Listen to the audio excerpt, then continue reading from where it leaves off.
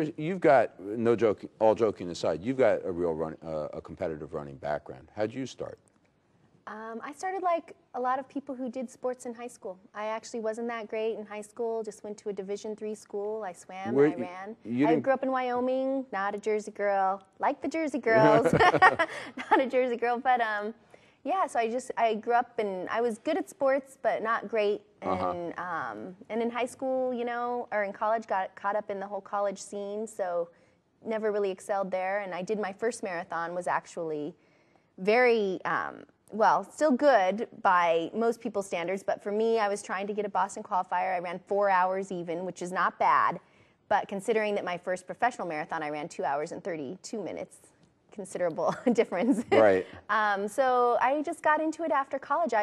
Where'd you go to college? Worcester Polytech up in Worcester, Mass. I just loved it. I loved to run. I loved the feeling of it. I loved the people I met. Did you go intending to run, or? No, I mean, yeah, it was Division III. So I ran and I swam, but I went there mostly for the education. It was an engineering and tech school. I had no idea that I was going to be a runner. In fact, when I graduated, I was still only running, you know, I ran just like everybody else. I ran a few days a week to keep the pounds off so I could eat what I wanted. And then I said, well, I'm going to train for a marathon. And I ran my first marathon, which was very humbling. What was the first one? In Hartford, Connecticut, and I remember I went out a little too fast, and towards the end, I would watch people pass me. I was like, oh my gosh, that guy looks like he's 70, and he's passing me. I was like, oh my gosh, that woman looks like she runs around the block twice a week, and she's passing me. It was very humbling and educating to just see, like, that, one, runners are all people and all ages, so then I just got more into it. Where'd you run the 2:32? In Chicago in 2000. In the Chicago Marathon? Mm-hmm. Is that the fastest you ever did? Yeah. Are you still running professionally? Not with the store. No, I haven't run. I did that for about 8 years. I went to Kenya, traveled the world, and I've run, you know, pretty fast for half marathons and 10Ks, and just. What's your favorite distance? Half marathon. I've run 110 and 111 a couple times. That's pretty fast. Yeah, yeah. So I'd love to get that marathon under 2:30, but right now the business is kind of a different place in life. But well, isn't that one of the things, if somebody comes in for a training program, I mean, it's not realistic. You have to balance your lifestyle. Right. If it becomes work, although the marathon is a friends and family commitment, you have to have the support of your friends and family, and that sometimes on a Sunday you're going to be exhausted after your run, or Saturday night maybe you turn in early. I love naps. So there we go. You gotta love naps. But it is, you know, if you have a family and you're a parent, you know, the other parent's got to pick up the slack a little bit. Maybe if you're out for 3 hours running. But it absolutely has to be balanced with your lifestyle. My wife is watching this going, Exactly. Oh, I say support crew, you know, when someone says, oh, no, I don't run, and I'm like, well, thank you. We need someone to hold our bags, park our cars, cook us dinner, watch the kids. It is all about the support crew, too. It is not just about the runner. And the spectators, the fans, everybody. But the runner who says, I can't do this, actually, I mean, it would be hard-pressed to find someone who can't. Other than someone who has, a real serious health problem with, you know, that they physically can't, but, I mean, we're talking real serious health problems to not be able to do it. And there are also, I mean, I'm pointing at this picture because, you know, it's a great sight every year.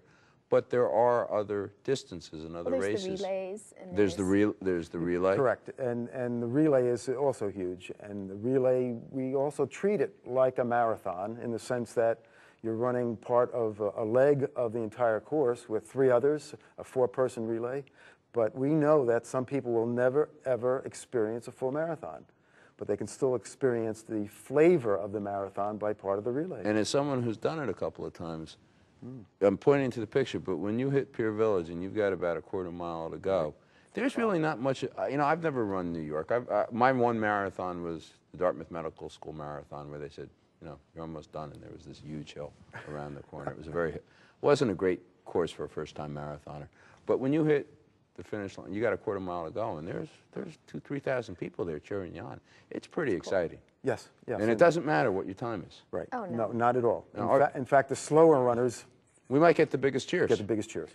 One of the things you're raising money for is you're raising food. Yeah, and that's something that happened this past year. The St. Vincent de Paul Society actually had a food drive. Church. That's right, had a food drive going on, and rather successful. And something that I'm going to be announcing right now, as a matter of fact, if that's okay. Yep. This is a community marathon. And one of the things that I want the residents of Long Branch to understand is that we are here 365 days a year, the marathon, not just this one day, May 3rd, this coming year. And I would love for the residents of Long Branch to make a donation to the food bank. These are hard times, the economy is down, many of your neighbors are out of work, and people are having a tough time putting food on the table. And to back that up, the New Jersey Marathon will be making a donation of $1,000 to the Monmouth County Food Bank. Yeah. This is something that we want to be able to do year-round. We benefit many children's charities, and the food bank is another way of supporting the residents of Long Branch and Monmouth Beach. These are our two hometowns. Well, on that note, we're going to end the show. Thank you both very much for coming, and I'll see you on January 19th. Yes, and congratulations on your award. Hey, that's pretty cool. Thank you. Thanks, Adam.